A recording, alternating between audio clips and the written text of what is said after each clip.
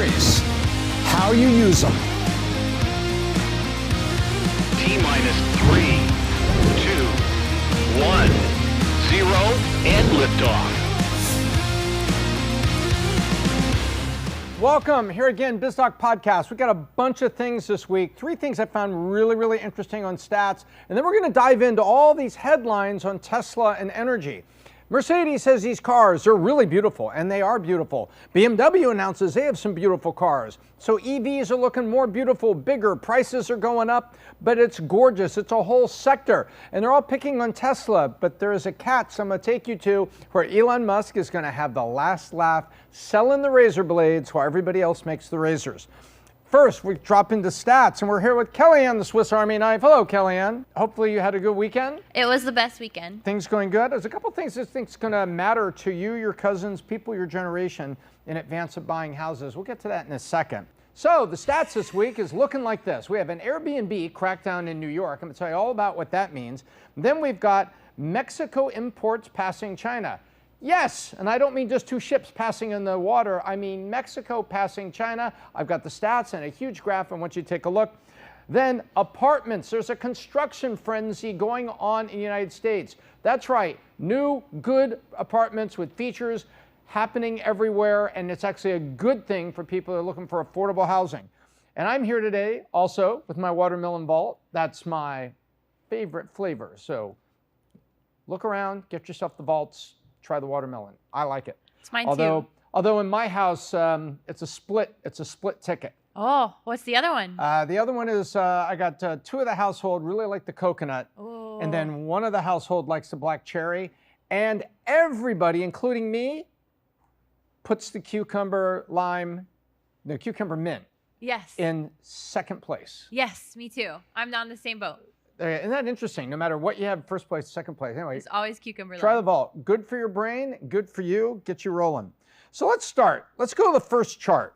So the first chart has to do with what just happened in New York. So all over the United States, people have been Airbnb-ing. And when they say by that, what are you doing? Well, I got an Airbnb. And what they mean by that is they have found a small house or an apartment or a townhouse that they're able to lease long-term or buy, and then turn it into an Airbnb listing to create a side hustle, a little bit of money on the side. Well, New York was getting upset because, believe it or not, as tourism came back and as, short-term business travel, someone going to New York to go have a meeting with somebody, single person, get an Airbnb, sometimes it was cheaper than getting a Hilton or a Marriott. And if you've seen what the low end, like the entry-level hotels like a Marriott Courtyard or a Hilton Garden cost in New York, it's very expensive. So you could get for half that an Airbnb, and people were doing it. So guess what? That's demand. Supply was people going, hey, I'll Airbnb my apartment a little bit, especially during maybe peak times, a conference in town. Well, this has put 2 problems on the table. One, not all Airbnb rentals are friendly business people staying overnight, doing something quick or a casual thing, going to see a ball game with friends. Sometimes they're partiers, and it results in neighbors being upset because it gets rented out, it's loud, it's late, and they don't like it. But also, New York is claiming you're destroying the supply of affordable housing. Well, I didn't know you could use New York and affordable housing in the same sentence, but nonetheless, they're complaining about it. So look at this chart. After they put the law up in New York that said, you cannot Airbnb your apartment, thou shalt not, or we'll fine you. And we'll go after your landlord and maybe you'll lose your lease. So there's some real teeth in this. They saw it coming. But look what happened overnight to an organization that tracks the New York City Airbnb listings. Look at this. Short-term listings, which is the red line, wham, down 70%. In other words, unless you're in a place where you could do it, or you're maybe in an outer borough or in a neighborhood down in Long Island, apparently the crackdown was effective and 70% of the short-term Airbnbs disappeared from the listings. But the long-terms went up. So maybe people are playing a little game with it. Long-term listing, 1 month, $50 a month. I mean, $50 a day, long-term. So do you see what just happened there? Like I say, okay, you can Airbnb for a month, but it's $20 a night. That's $600. but I know you only want 2 nights. So let's find out whether some of these long terms are actually people gaming the system. You could Google the following thing, key money. Key money is something that was going on in New York a long time ago, and it still exists today, when they had the time of rent control. And back in the late 70s, I know we're talking 50 years ago, there was rent control and other things started to happen in New York City to facilitate affordable housing. Well, if you couldn't charge the rent, then sometimes it was key money. And I need $1,000 up front for the key. Oh, so that's another $100 for the year. Isn't that interesting? But I'm only paying $800 a month, not $900, because $800 was the rent control number. So those are the kind of games that were played. But it's very, very interesting what has gone on, that the side hustles in New York are Airbnb. So on one hand, the city is also playing a little bit of game with what's called zoning regs. Here's what a zoning reg is. Zoning reg is you cannot put an auto body shop in this area of neighborhood because it's not zoned for commercial business. People don't want to smell the paint, have the cars out there, coming and going and stuff. This is a quiet residential area where there will be no industrial activity. So that's zoned. Sometimes you hear it called R1 for residential 1 versus being residential 2 or being zoned for commercial.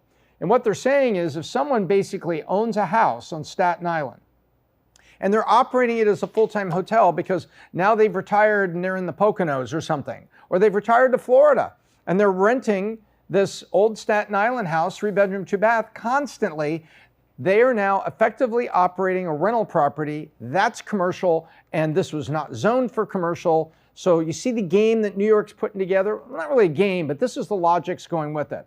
On one hand, it says they're trying to put more affordable housing out there. On the other hand, they're trying to avoid the parties that happen when you've got situations, people were partying all this time, and it was bad for the residents and bad for the neighborhood. And then on the other hand, people are saying, wait, it's neither of those. I own that house. I should be able to do whatever I want with the house. It's not illegal to rent my house out to tenants. It's, I was a tenant, not an Airbnb, but I got through college, bumming a room. I paid for it, paid for a couple $100 a month, but I basically Airbnb'd a room on a long-term basis with some relatives when I was going to college in Los Angeles because I wasn't able to afford a full apartment. I didn't need all that. I just needed something where I could borrow the washer and dryer that was in the garage and have a place to have a room. And that's what I did. And I had to park on the curb out front, back when I didn't have a car that I needed to protect in a garage.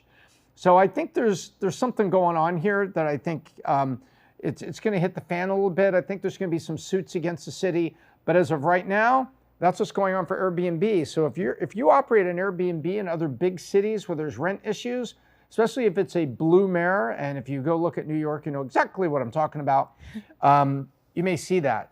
And so this is kind of, some of you for entrepreneurship, you have your own business. Some of you do these side hustles and you make comments in there that, hey, I don't own a business, but I do these side hustles. Here's one where your eyes need to be open and you need to be looking at the future. It's crazy. Where you live, you're about to say something. I'm interrupting you because I'm all vaulted up. I love it. Is that what we're going to call it? We're going to call it vaulted up. I'm jacked up. I'm vaulted up. I've opened the vault. So it's crazy that you own something and yet you have no control over how you use it and how you monetize it. That's insane to me. Yeah, that's what I'm getting at. I mean, they could play the game on, you're operating a business and it's not zoned for that. Good grief. My mom has made quilts forever. I mean, there's a lot of people that have small businesses, they operate out of their house, and it's basically, there is absolutely zero impact on the neighbors. But I can understand, if parties break out. Do you know people that are like Airbnb apartments? Because I've heard of young people that can't afford to buy a house, but they're able to kind of get 2 apartments in Airbnb one, especially like in Fort Lauderdale during season and spring break. I have so many friends down here that actually have a side hustle with 1 or 2 Airbnbs, and I actually met a guy at the Vault who, that's his whole business, is Airbnb. So it would be crazy to me if that was your side hustle or like something where you get most of your income from, and there's limitations to that, and that the government could be able to control that for you. Crazy, crazy. Well, when supply comes off the market, you know what happens? Price goes up. It's just a fact of life. So let's go to the apartments. It's the third chart. Very interesting. So the U.S., take a look at that dark blue line over on this far edge. 461,000 apartments being built by the end of 2023. Wow. So what has happened is, during the last 3-4 years, I think the construction industry saw it coming. A lot of people immigrating to the United States, a giant shift of during COVID, there was huge shifts. I mean, you heard the stories about where Pat and I came from, going back a decade ago, California. U-Haul was actually paying college students to drive U-Hauls from Texas back to California, because they would have all these trucks that show up here. So I think it was Penske, U-Haul, all of the big, economical mid-sized moving truck guys, self-move, they were get all these trucks in Texas, and they had more than enough trucks just to go from one side of the town to the other for normal moving within a town. What they needed those trucks is back in California, so you could actually get a side hustle to drive a moving truck back to California from Texas. Wow. Well, now, so you've got all of that is showing you the unequal movement of humanity. And there's a lot that were moving to Texas, a lot moved to Arizona, a lot moved to Florida, and now you got 416,000 apartments being built. And just go back, look, 2018, boom, boom, boom. So it's been growing since 2010. Look at that valley down there at 2010, and all of a sudden, blah, blah, blah, blah, comes up, and now 2 of the last 3 years are 2 of the biggest years on record. Number one, I think this is good.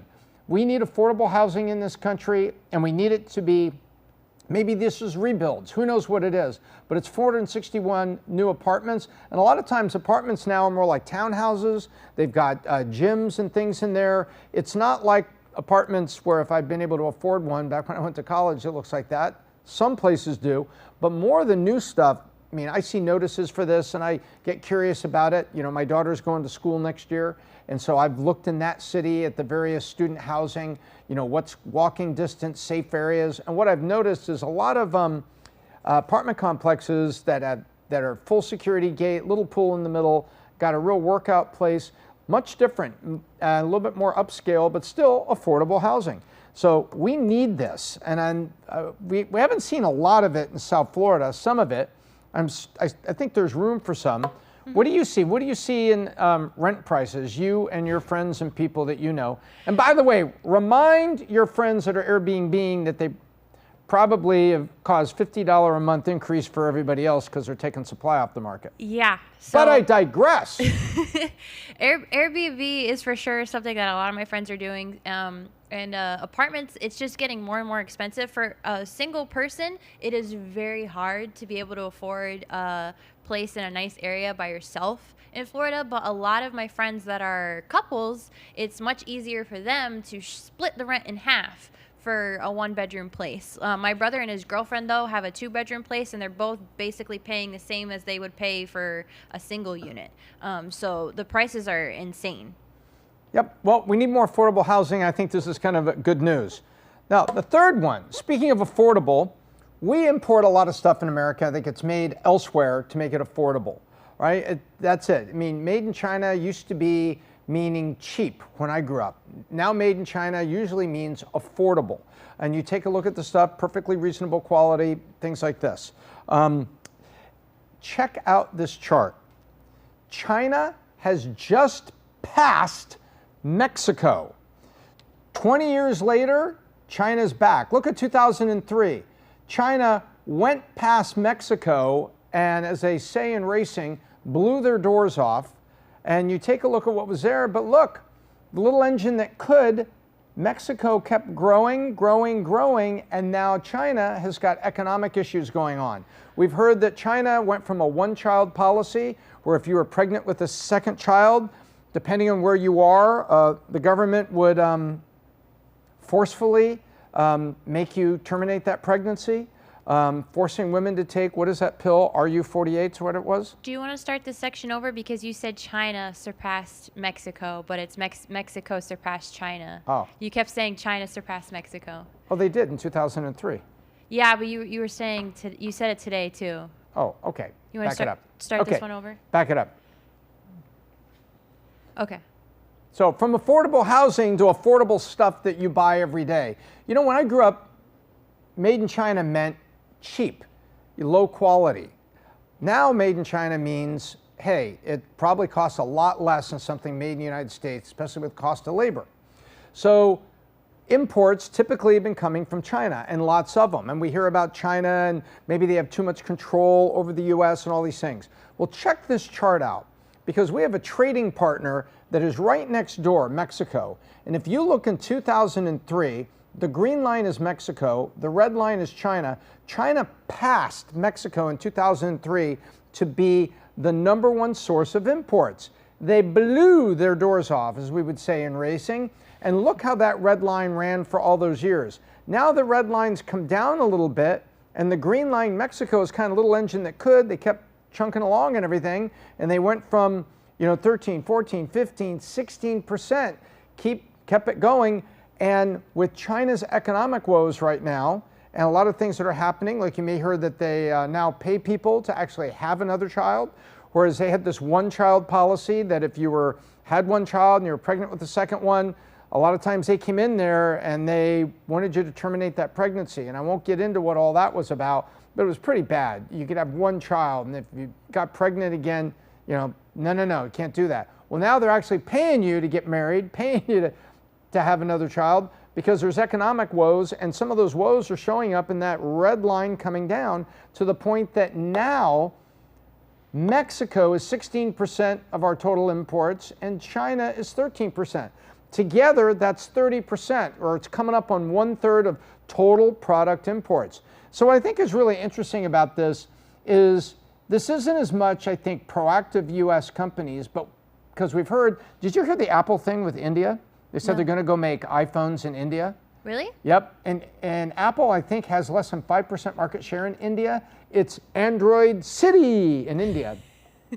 Well, Apple would love to not only make iPhones in India, but sell those to all the Indian citizens so that they could use the iPhone addition to Android. Wow. So it'd be a market opening and a way for Apple to balance its reliance on China, because who knows what happens to China when they basically take Taiwan back, and they're going to do it. We just don't know when. We just don't know when they're going to do it, but they're going to do it. A lot of people say they're waiting to the election because they want to see if Biden is reelected, and at that moment they're going after Taiwan. Some people think that if Trump is somehow reelected, China won't set foot in Taiwan because he knows that Trump would come with economic sanctions and all kinds of heavy-duty stuff, maybe even, U.S. military to kind of draw a line there that said, don't cross this, don't get into Taiwan's front yard. So a lot of people think China's doing that. Needless to say, China's had a comeuppance recently, and you can see what's going on, but actually Mexico, next door neighbor, has become the largest source of imports. And I just thought that was really interesting, because if you ask somebody on the street and you say, hey, China's not the #1 source of imports anymore as of second quarter, they would go, what? Yeah. Somebody else says, name it. They would go, I don't know. Is it Taiwan, the dollar value of all those semiconductors? No. Is it, Korea? Got a lot of cars and a lot of things coming out. Oh, well, then it must be Japan. A lot of the made in Japan stuff, and Toyota and Lexus. Nope. I wouldn't have thought it was Mexico. And then Everything says you made finally in China. get that. You probably never get there. No. But the answer is Mexico. Crazy. So there you go.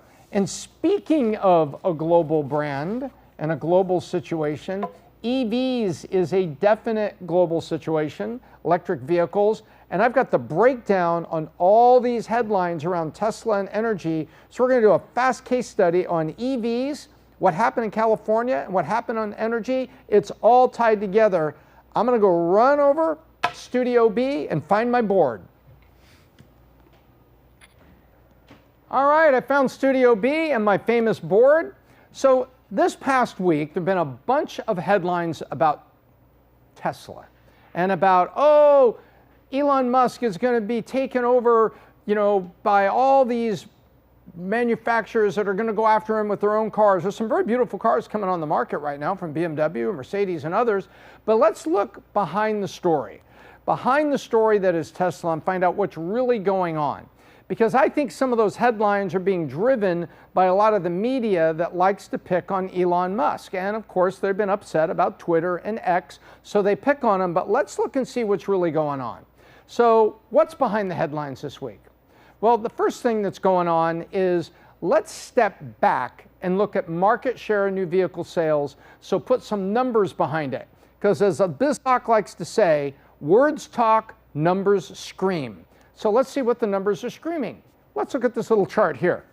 This is EV sales in the second quarter of this year. So that's April, May, June of 2023. And we're sitting here in September of 23 as we have all this data pulled together.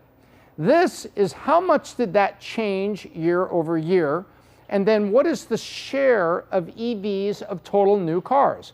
So let's just take the top one. China. They make all kinds of small, very economically priced EVs. They sold 1.2 million of them, which is up 20% year over year, and it's now 17% of their car market. Very interesting. Then you come to the United States.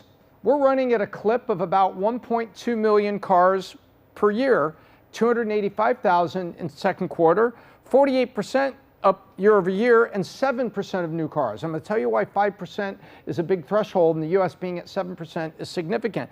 And then you go take a look down here, and there's California. You know, a lot of times people make that, not a joke, but they make a comment. They said, if California was its own country, it would be the 6th largest economy in the world. Well, there you have it. 1, 2, 3, 4 in EV sales. So 109,000 of those 285, like 40% of them came from California, which is up 70% year over year. And EVs is now almost a quarter, 22%. So it's 1/5 heading to 1/4 of total cars sold. Right now, where they plug those in and get them charged, except overnight in their garage, is another question, but we'll get to that in a minute. So nonetheless, you can see what's going on here. And what I find is really interesting is things like Norway. Check that out. 82% of new cars in Norway are EVs, and right next door, Sweden, 39%. So as you can see in those Nordic countries, they're already well down the EV path. But you got to plug them in. So the first thing to look at here is how California, with all the things it's been saying, no diesel trucks by 2025, no new trucks sold will be diesels, got to phase them out, blah, blah, blah, blah, blah. They're going to put a big tax on diesel, supposedly 2026. All these things that are coming out, and they're driving toward this. So first thing we look at EV sales. Okay, Tom, that's how they're doing around the world. What does this mean for Tesla? Thank you for asking. So now, the first thing we look at is what happens when EVs hit 5% of market share. It's like when you have friends where now 10%, 15% of your friends were using Instagram. Literally 6 months later, everyone was using it. That's called the seed and lag effect. The market gets seeded, and when it hits a certain percent of everybody's doing it, then boom, everybody is doing it. So in this case, take a look here. This shows the number of years after 5% market share is hit for EVs. So California is the blue line, the US is the red. So 1, 2, 3, 4, almost 5 years, California is at 20, almost 25% of EVs. See that? And look how the US is following. The red line is following it. We've hit 5% as a nation. Actually, it's around 7. And so within 4 years from now, it's going to be 1 in 4 or 1 in 5 cars sold brand new in America are EVs. Ladies and gentlemen, we're there. Over the next president, when the next president walks out of office or is rolled out of office in a box, if it's Joe Biden at 88 years old and he finally kicks the bucket, you will have basically a nation where 1 out of 4, 1 out of 5 cars is electric. Okay, well, that's great. So that means we're on the cusp of growth. What is going to drive that growth? A lot of manufacturers making cars. And let's take a look at this. Let's look at the EV market share in California. Now, there's going to be a lot going on in this chart, but stay with me.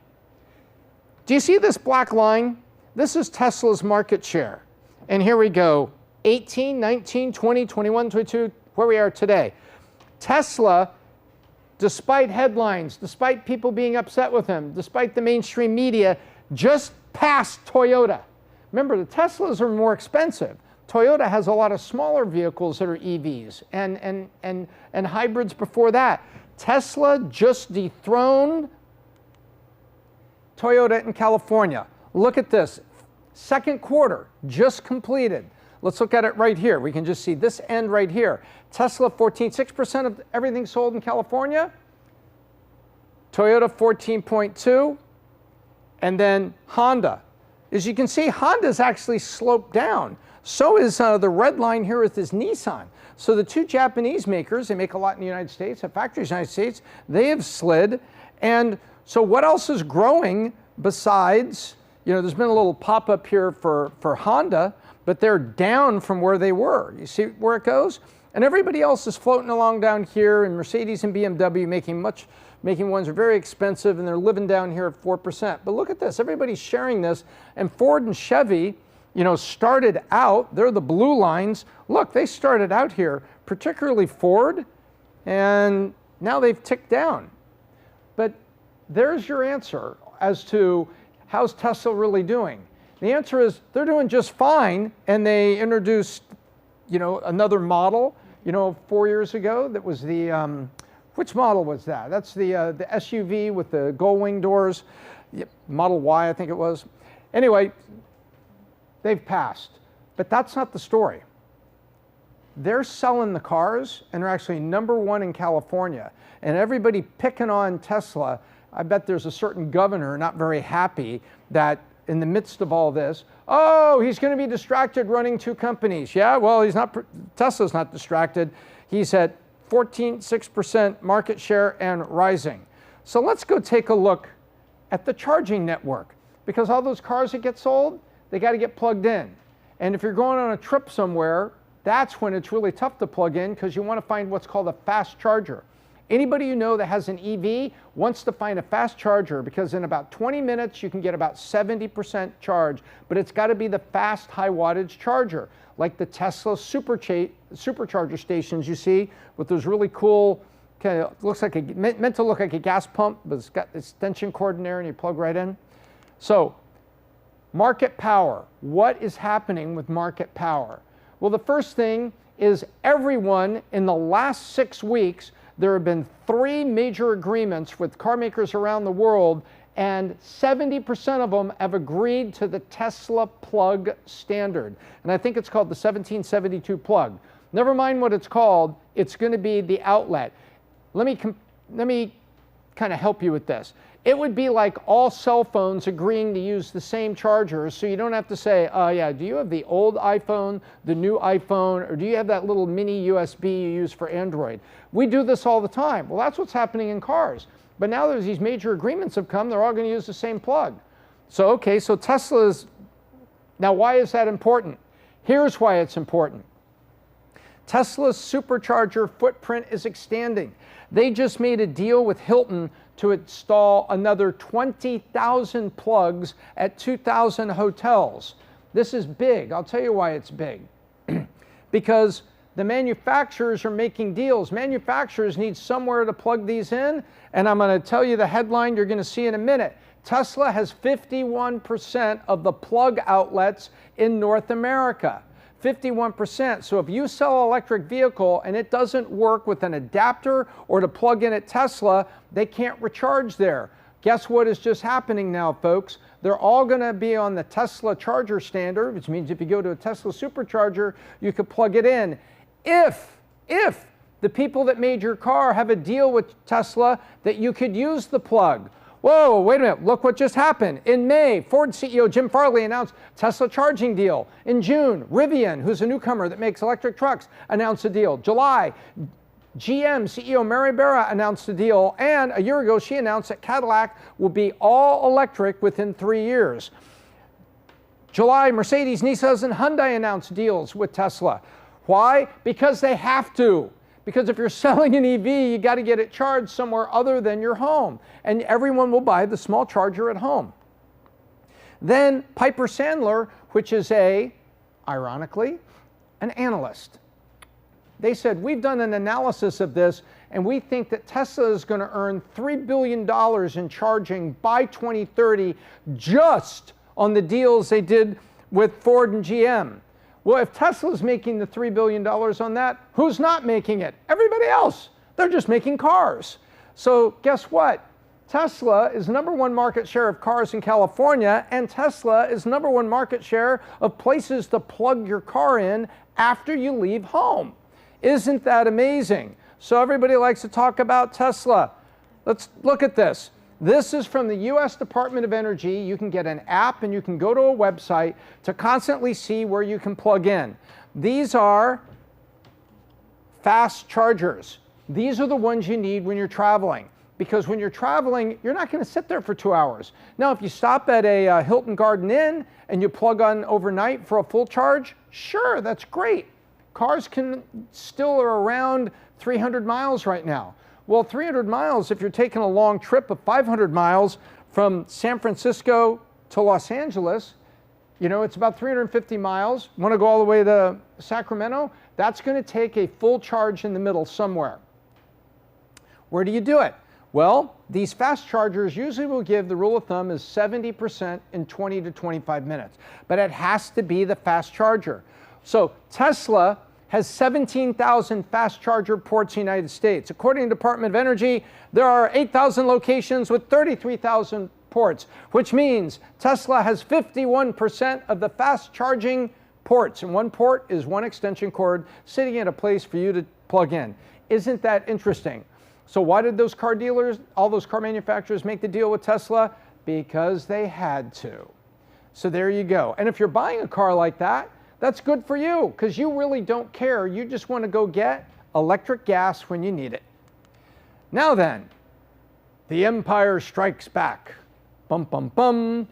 July 26, GM, BMW, Honda, Hyundai, Mercedes, Kia, and Stellantis announce we're building our own Death Star charging network. We're going to put 30,000 plugs in urban and travel corridors. Urban means city, travel corridor, that's a highway going between cities. Then, but we're not going to disclose exactly how many charging stations or how this joint venture is exactly going to work. And well, some of them will be ready next summer, but we don't know exactly how many. And no, we don't have any estimates on how long it's going to take to build the network. So, ladies and gentlemen, this is real, but this is also a defensive announcement to the stock markets to tell them that they don't intend to allow Tesla to own the majority of those charging stations. Ladies and gentlemen, the charging stations are going to be operated either by Tesla, who's been renting space. If you've ever drawn on major highways, you'll see a supercharger station. Maybe there at here in Florida, we have toll roads. Florida Turnpike runs from almost Miami to Orlando, and so you can go on there, and there's a couple charging stations that are located with these big rest areas. There's like 3 restaurants, 3 service stations, and a Tesla superchargers off to one side, a whole bunch of them. And so these folks are saying, hey, we're not giving the world to Tesla. We got a joint venture to do it. Well, let me tell you, if it's a joint venture, then no one of you is going to earn the money on it. And you're making 30,000 plugs separated out, and they're not talking about a key fact I'll bring up in a minute. Nonetheless, defensive announcement. You see what I mean? Now then, so now what's the story behind the story? Headlines love to pick on Musk and Tesla. Twitter X feelings is showing up in the coverage. That's why you don't hear this. So let's put it this way. If Elon Musk was Joe Biden's son, the headlines would be talking about all the good stuff that Tesla has done, the charging stations everywhere, and all these cars. No. They're picking on him. They pick on him. And the feelings about Twitter and X come right through the mainstream media into coverage for Tesla. Because we're talking dominance here. And easy to pick on them because the Cybertruck is late. It is. And the old models haven't been refreshed. Some of the style looks a little dated, a little bit, when you start comparing them to especially BMW and Mercedes with what they're bringing out. And, when autopilot, fails, that makes for great drama when it runs a red light and causes an accident or something in the early stages of a full autopilot, or full autonomous driving. So there's more than enough for them to pick on. But what's the truth? They're missing the point. Tesla passes everyone, now number one in California. They control 60% of the US EV market. They have the highest margin in the industry because they didn't have to rebuild factories. They don't have to retrofit. It's called retrofitting. You don't have to retrofit anything. And lastly, they have 40,000 chargers at hotels. That's 40,000 total. We already know they got 17,000 fast chargers and 20,000 coming from Hilton. So they're going to be building 20,000 really fast to go with their 40, which will give them 60 before those car manufacturers make 30, which will then be, they've got half and Tesla's got 2/3. So there you go. Tesla controls 60% of the market. That is the story behind the story. The story is one of market dominance. But now what's next? Something is very interesting. You know, a guy I know, Peter Madden, he would know the answer to this and he would remember this. Once upon a time, GM had 45% of the car market, right around 1970, 75. And Exxon, wasn't called Exxon quite yet, but was the number 2 most valuable corporation in America. Gas stations, petroleum refinery. That's where Tesla is now. Tesla's got this huge chunk of the car market and they have this huge chunk of the service station. It's both. It's like, it would be like going back to 1970 and GM at 45% share also owns Standard Oil of Ohio and what becomes this huge network of gas stations. Well, that didn't happen back then. The trust busters, originally dating back to Teddy Roosevelt, but they still had their grandchildren in the US Congress, wouldn't have let that happen. But nonetheless, that's where it is today. Second point, what's next? In under 5 years, EVs are going to be 25, maybe up to 33%. I think it's going faster than the trend line and will be about 33% of US sales. And manufacturers are not trying to be Tesla. They did a joint venture so that someone could, dear God, someone please build more charging stations, but they're competing on what they've always done. Price, product differentiation, features, new technology, all that. And for everybody picking on Tesla and full self-driving, right? Go take a look at CEO Jim Farley, you know, holding a coffee and driving on the highway, bragging about, what's it called, Ford Blue or whatever it's called. It's their self-driving. Everybody's trying to do it. So even the people that are whispering to the media, trying to undermine Tesla's story, they're building the same thing, but they're competing on product. And finally, this isn't a true threat. And punchline, no one's talking about $7.5 billion coming from the US government to help build those things in the JV.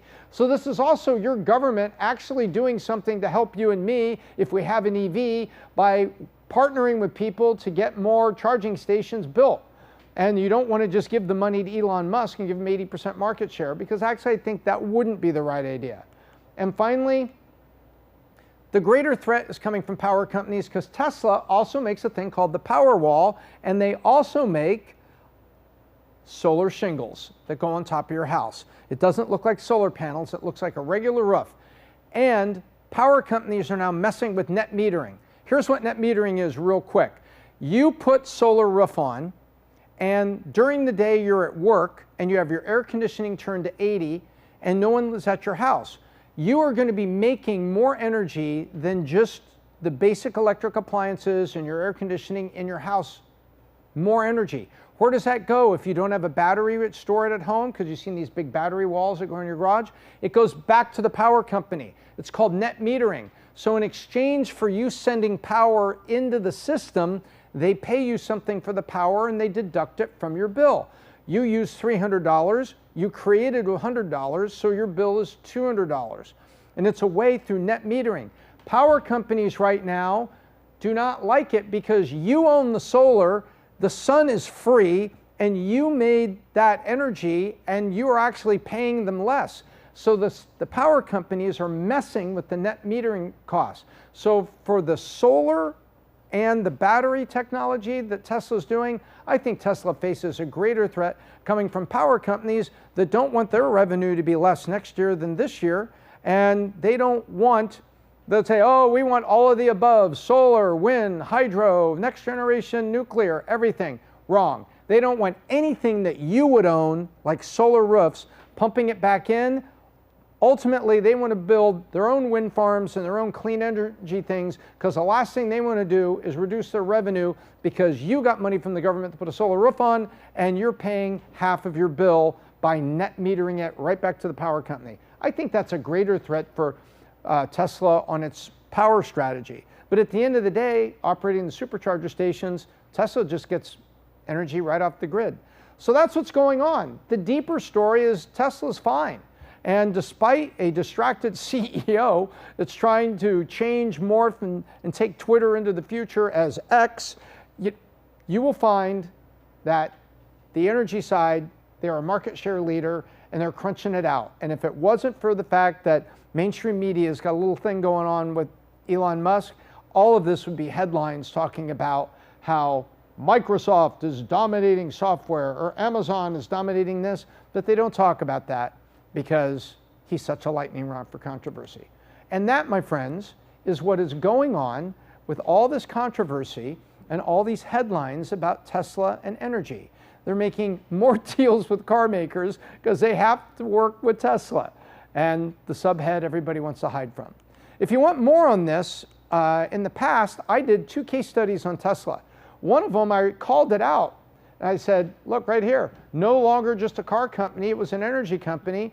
And then I talked about the hype behind what they were doing. So there's 2 case studies there. We're going to put the links to them in the description so you can go look at those too. I think it's a fascinating story, especially if you go back and look at those 2 in order and then rewatch this one. It gives you a deeper look into what I think is one of the defining, leaders of our era, and that has driven America to electric cars and deserves more than a little bit of credit for doing so because it's a part of our clean energy future. That's it. Let me go back to main studio and we'll wrap it up for this week. Thanks for watching it.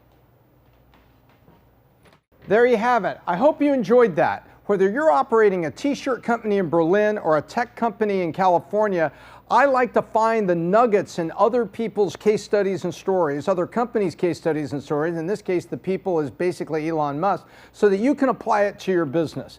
In the comments below, you'll find the link to the old Tesla case study that I mentioned, so you can really dive into that and see what that's all about. And until next time, I'm Tom Ellsworth, the Biz Doc, and I hope I left you better than I found you. Businesses today are facing a rough world. The stock market is angry. Federal legislation is sending taxes down, threatening to wipe out value. It's just a very, very tough time. As an investor, where do you turn and what do you do? I think precious metals is a great alternative. Businesses today are facing a rough world. The stock market is in an angry mood, as is the economy. Banks are failing. Inflation is never ending. And a looming recession threatens to wipe out stock value. That's bad for business, but even worse for retirement funds, especially if you're the one getting ready to retire. And to make things worse, the government is targeting those retirement funds, your 401ks and your IRAs, with heavy new taxes to pay for things like social justice agendas and federal deficits. The good news is that there is a way to help protect your financial future, investing in precious metals. American Hartford Gold will ship physical gold and silver directly to your door. Or they can set you up with a gold IRA where you can invest in gold that shows up in your IRA. The gold IRA can shield your wealth from this economic meltdown, and the best part is this method is tax and penalty free. That's right. Analysts predict that gold is set to hit all-time highs. If you have retirement funds that you cannot afford to lose, now is the time to call a precious metal dealer. And here is the only precious metal dealer that I, the Biz Doc, currently trust, American Hartford Gold. They'll show you how to protect your savings and retirement accounts by diversifying your portfolio from stocks, mutual funds, and other things with physical gold and silver. With the finest products, fantastic customer service, and a buyback commitment, American Hartford Gold has earned a 5-star rating from thousands of reviews and an A+ from the Better Business Bureau. Tell them the Biz Doc sent you and they'll give you up to $5,000 of free silver on your first order. Click the link in the description below or call 866-535-0767. Again, on your screen, 866-535-0767, or just text BIZ, B-I-Z, to 65532.